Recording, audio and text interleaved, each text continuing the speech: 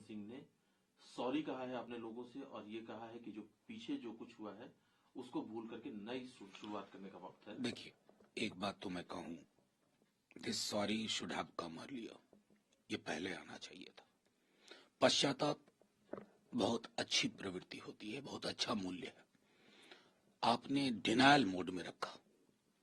आज तकरीबन 19-20 महीने के बाद आप सिर्फ सॉरी बोल रहे हैं, और आपकी सॉरी से रप्चर्ड रिलेशनशिप को क्या फायदा होगा? रिस्टोरेशन ऑफ नॉर्मलिटी, पीस, ये आज की अहम जरूरत है। और मैं अपने प्रधानमंत्री जी से भी आग्रह करूंगा, बहुत हो गया प्रधानमंत्री जी, आपका एक विजिट बनता है। और मैं बार बार कह रहा हूं कि प्रधानमंत्री जी की मौजूदगी से हीलिंग होगी।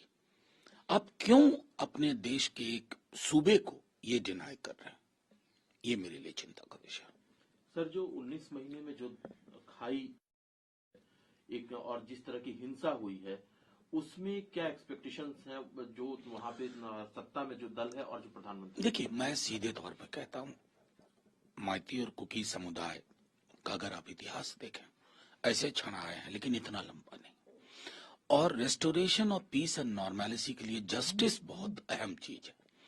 न्याय होना और न्याय होते हुए दिखना, दोनों चीजें, उससे हीलिंग होती है। और उसमें वहां की हुकूमत और केंद्र की भी हमारी सरकार नाकामयाब रही है अभी तक।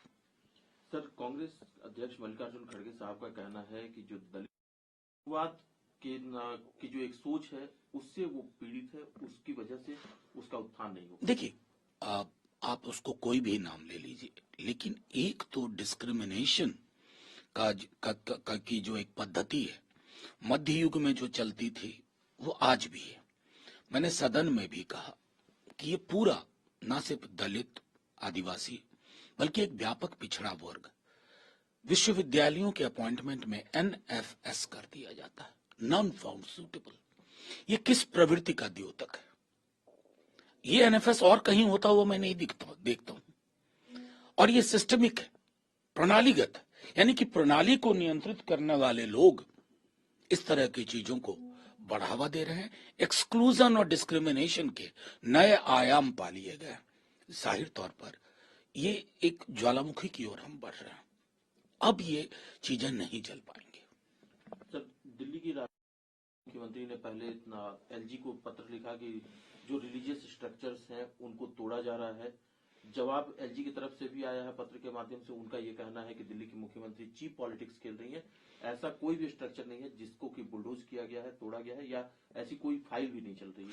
देखिए, मेरा तो सीधे तौर पे मानना है कि अब ये और तकरीबन 40-42 दिन और बाकी है, तो 40-42 दिन ये चलता रहेगा।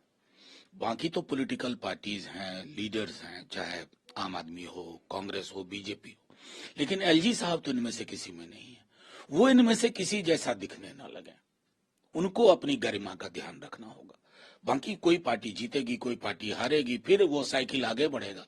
लेकिन LG साहब, आप संविधान के संरक्षक हैं NCT दिल्ली में, वो सनद रहना चाहिए। सर, एक मुद्दा वन नेशन का कि ये इससे कहीं नुकसान नहीं है देश को, और इससे ना तो फेडरल स्ट्रक्चर पर चोट होगा ना कुछ, और उल्टे समय और पैसे दोनों की बचत होगी। अब देखिए, मेघवाल साहब को पता है कि कमेटी के पास है, उस पर विशद चर्चा होगी। अब वो आउट ऑफ टर्न मीडिया में बयान दे रहे हैं, तो मैं उनसे सिर्फ इतना कहूंगा, मेघवाल साहब, इस देश में मध्य 60 के मध्य तक वन नेशन वन इलेक्शन था। वो साइकिल टूटा। आज उस साइकिल के ना टूटने की कोई गारंटी है आपके कानून में? और अगर टूटा तो क्या प्रॉक्सी गवर्नेंस आपका उद्देश्य है कि गवर्नर के माध्यम से या ढुलमुल कुछ अरेंजमेंट करके? डेमोक्रेसी में सबसे महत्वपूर्ण चीज है कि लोगों के विल ऑफ द पीपल, उसको डिनायल नहीं होना चाहिए। आपके बिल के अंदर विल ऑफ द पीपल के लिए जो रिस्पेक्ट, जो सम्मान होना चाहिए था, उसका अभाव दिखता है। सर, मेघवाल साहब ने, उनका ये कहना है कि कांग्रेस को इस मुद्दे पर राजनीति नहीं करनी चाहिए क्योंकि सरकार पहले ही ये साफ कर चुकी है कि उनके लिए ट्रस्ट जरूर बनाया जाएगा। नहीं, चलिए, इतना आगे मैं नहीं जा रहा हूं। मैं सिर्फ इतना जानना चाहता हूं कि निगम बोध घाट पर डिजास्टर क्यों हुए? इससे पूर्व हुआ क्या? अगर नहीं हुआ तो मनमोहन सिंह जी के समय ऐसा क्यों हुआ? स्मारक तो बाद की बात है। सरकार से चूक हुई है, मैं बता रहा हूं, और ये चूक ऐतिहासिक है, दर्ज तो हो गया ना। और मैं ये नहीं कहूंगा वो देश के प्रधानमंत्री थे, सिर्फ सिख की कम्युनिटी, फलाना कम्युनिटी, चिलाना कम्युनिटी नहीं, इस देश के प्रधानमंत्री थे और तमाम प्रधानमंत्रियों की तरह उनका योगदान रहा। आपने चूक कर दी, मैं फिर से कहता हूं। सर, एक मोदी सरकार पर एक आरोप, 2024 उड़ीसा चुनाव से पहले तक अपरोक्ष तौर पर वो भारतीय जनता पार्टी की सरकार के साथ थे, लेकिन अब उनका कहना है कि दिसंबर 2020 के बाद से जिस तरह से लगातार किसानों ने आत्महत्याएं की है, उससे ये साफ है कि ये सरकार किसानों की परवाह नहीं करती है, किसानों के आंदोलन लगातार चल रहे हैं। देखिए नवीन बाबू, मैं मानता हूं, मैंने उनके सदन में उनके सदस्यों को देखा है, कई दफा उनसे कहा भी कि भाई इस दल का नाम बीजू जनता दल है और बीजू बाबू की पूरी राजनीति क्या थी हमें स्मरण रखना चाहिए।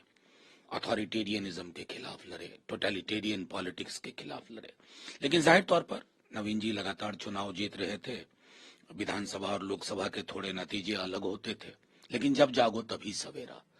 मुझे बेहद खुशी है कि उन्होंने ये कहा है और उनको इस धुरी का हिस्सा बनना चाहिए ताकि सरकार पर दबाव बने और सरकार कोर्स करेक्शन करे।